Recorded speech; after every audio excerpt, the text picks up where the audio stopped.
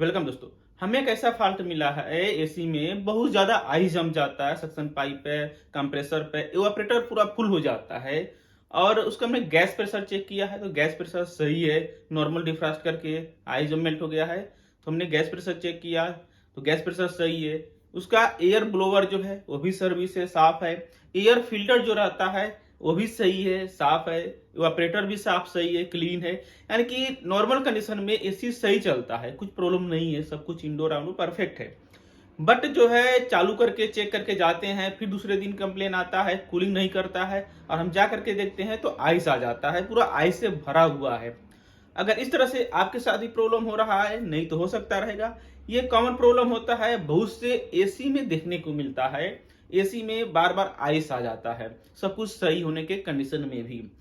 तो कैसे ठीक करेंगे, ये वीडियो में इसी के बारे में डिटेल्स में जानने वाले हैं। अगर आपको मालूम है तो वीडियो को स्किप कर सकते हैं। ये वीडियो आप उन लोग पास शेयर करें जो लोग नए टेक्नीशियन है, ये फील्ड में आना चाहते हैं, जो लोग काम सीख रहे हैं।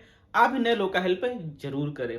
तो आप देख रहे हैं ASR service centre. Service centre में आपका स्वागत है। मैं हूं अमरजीत फ्रॉम उत्तर प्रदेश गोरखपुर से।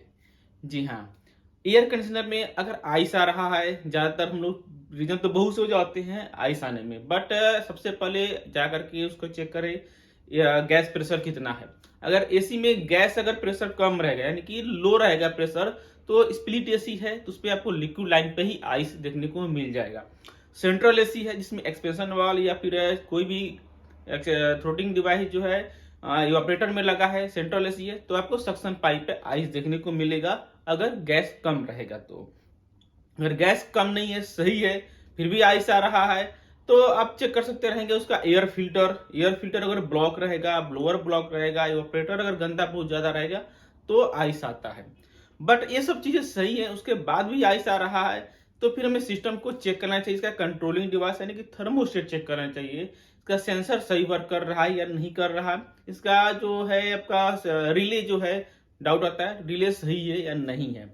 तो इसे आप कंफर्म करने के लिए आपका रिले का प्रॉब्लम है या सेंसर का प्रॉब्लम है या कुछ प्रॉब्लम है, तो इसे आप कंफर्म करने के लिए, चेक करने के लिए आप क्या करें, रिमोट से एसी चल रहा है तो रिमोट से आप क्या करेंगे, टेम्परेचर आप बढ़ाएं। एग्जांपल, अगर रूम में आपने टेम्परेचर 20 रखा हुआ है तो रूम का टेम्परेचर के हिसाब से सेंसर चेक करने के लिए इसका रिमोट से 25, 26, 20, 30 तक है, लास्ट तक लेकर के जाएं।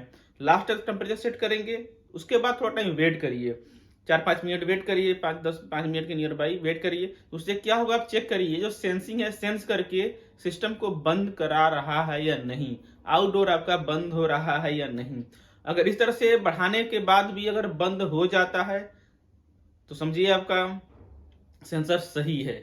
अगर बढ़ाने के बाद भी नहीं बंद हो रहा है या टेम्परेचर कम होने के बाद भी एसी स्टार्ट नहीं हो रहा है, कंप्रेसर स्टार्ट नहीं हो रहा है टेम्परेचर डाउन करने के बाद, तब समझ सकते रहेंगे सेंसर आपका सही तरीके से सेंस नहीं कर रहा है। अगर सब कुछ सही है तो वो कंडीशन में बता रहे हैं, ओनली सेंसर के रिलेटेड।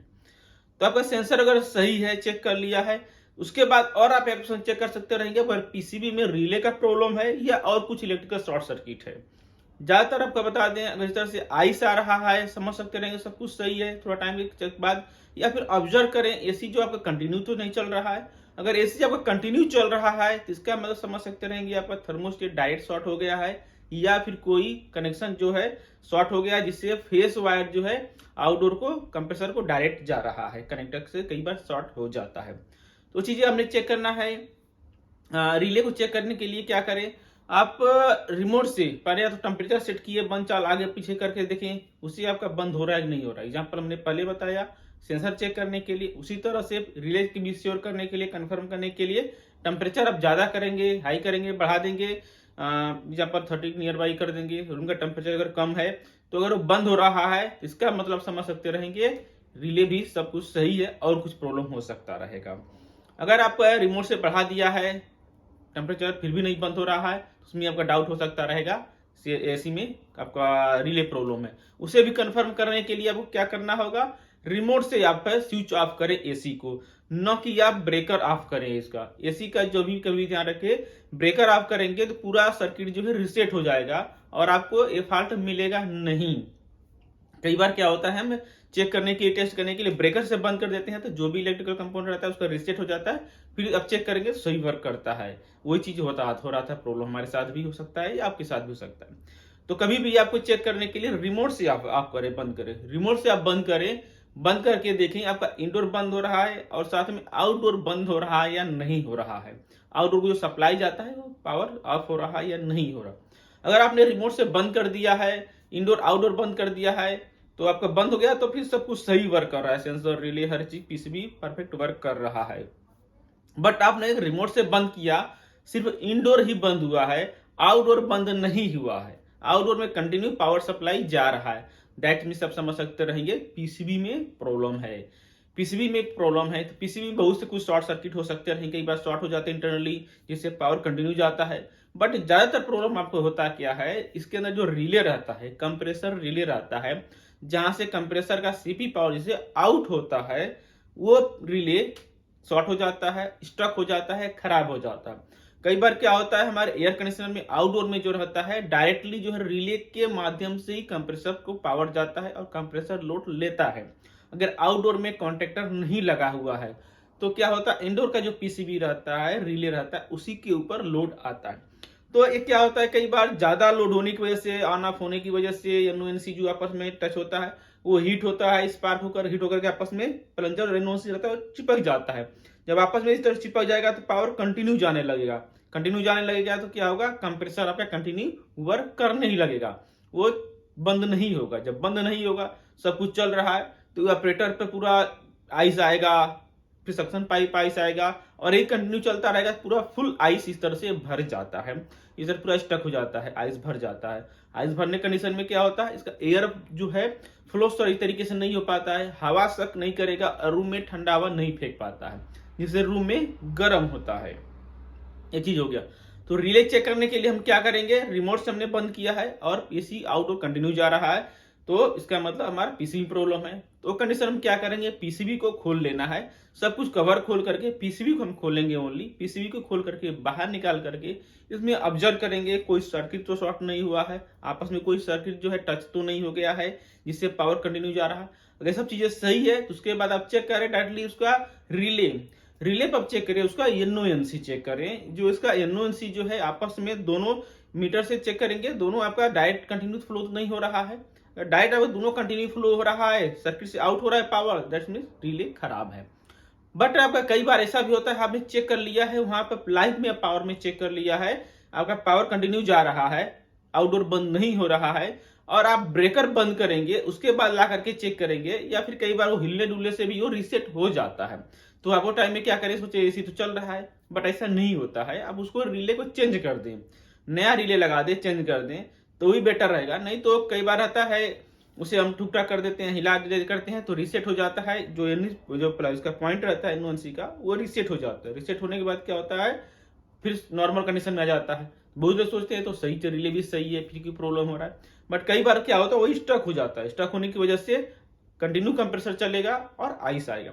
तो उसे खोल करके इसे आप रिपेयर करें, सेम मॉडल का 12 वोल्ट का आ जा सकता रहेगा, 24 वोल्टेज का आ सकता रहेगा, या अलग मॉडल का पीसीबी के ऊपर रहता है, ज्यादातर आपको 12 वोल्टेज डीसी का ही आएगा, जिसमें एनओएनसी रहेगा और इसमें क्वाइल्स रहेंगे। इसे चेक करने के लिए हमारा प्रैक्टिकली स्पेशल वीडियो बना हुआ है, किस तरह से रिले को हम चेक करते हैं, देखते हैं, जानते हैं। अगर जानना चाहते हैं तो विजिट कर सकते रहे, देख सकते रहेंगे, डिस्क्रिप्शन में लिंक दिया हुआ है। तो हमने चेक किया, पाया इसका जो रिले है ये शॉर्ट हो गया था, खराब हो गया था, तो निकाल करके हमने इसका रिले जो है रिपेयर किया है, चेंज किया है, नया रिले लगाया है सेम मॉडल का देख करके, सेम साइज का। और इसे आप इलेक्ट्रॉनिक दुकान पे ले जाने की जरूरत नहीं है, खुद ये चीजें आप सेल पर चेक कर सकते रहेंगे। अगर आपको कंटिन्यूटी चेक करने आता है तो, एसी रिपेयर कर रहे हैं तो कंटिन्यूटी चेक करने आता ही रहेगा, मीटर आपके पास रहेगा ही, तो उसे खोल करके बाहर निकाले पीसीबी को, उसका रिले चेक करें, एनओएनसी उसका चेक करें, डायरेक्ट सप्लाई आउट तो नहीं कर रहा है, डायरेक्ट आउट कर रहा है, दैट मीन्स खराब है। सोल्डिंग की मदद से आप लेकर के सोल्डिंग पीछे निकाल करके इसे आप रिप्लेस करें, चेंज करें, वापस इसे लगाएं, प्रॉब्लम आपका 100% सोल्यूशन हो जाएगा, खत्म हो जाएगा और ऐसी सही तरीके से वर्क करने लगेगा। ये चीज हमने प्रैक्टिकली करके देखा हुआ है, प्रैक्टिकली आपको बता रहे हैं, दिखा रहे हैं, जब बता रहे हैं, ये सॉल्व हो चुका है।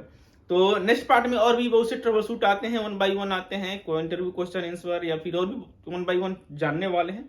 अगर आप इंटरेस्टेड हैं एयर कंडीशनर ट्रबल शूट के फाइंड के बारे में जानने सीखने के लिए, देखने के लिए, प्रैक्टिकली चीज़ें, थ्योरिकली चीज़ें, टिप्स ट्रिक्स, जॉब के रिलेटेड कुछ जानना सीखना चाहते हैं तो हमसे जुड़े रहें, चैनल सब्सक्राइब करें। सब्सक्राइब करने के बाद जो बेल आता है, हाल नोटिफिकेशन आता है, उसे ऑन जरूर करें। ये वीडियो आप वो लोग पास शेयर करें जो लोग कोर्सेज कर रहे हैं, नए टेक्नीशियन है। आप भी नए लोग का हेल्प जरूर करें। अगर आप कोई सा भी ऑनलाइन टूल्स, स्पेयर पार्ट्स खरीदना चाहते हैं, रिले खरीदना चाहते हैं, तो नीचे डिस्क्रिप्शन में लिंक दिया हुआ है। बहुत से कंपनी का ऑफर चल रहा है, इसका आप फायदा ले सकते रहेंगे। तो आज आपका दिन शुभ हो। Thank you for watching.